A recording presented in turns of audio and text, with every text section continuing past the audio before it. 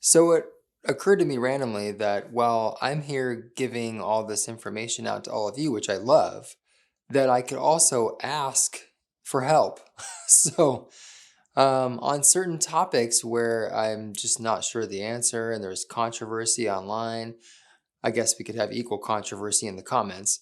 But one topic that I wanted to, not even a topic, but just a question, is where everyone lands when it comes to the best RPM to be driving at in a 986 Boxster. With the IMS bearing specifically, there's lots of conversation around lower RPMs are actually worse for the IMS bearing, as are lower mileage cars.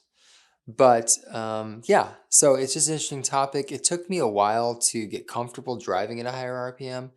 I typically land my car between 35 and 38. It's kind of where I like to be. Kind of like probably closer to 38.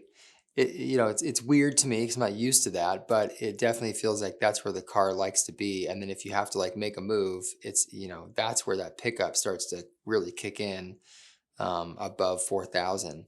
So, anyways, I just thought it was an interesting conversation that could be had here in the comments. And if you have thought or input on where you like to drive your Boxster, or what you feel is the most important um, range to be in for either best performance or for longevity of the engine, I guess it's another, like, two different ways to look at it. I'd love to hear your thoughts. So let me know. And it's a short video, but yeah, I'm just curious.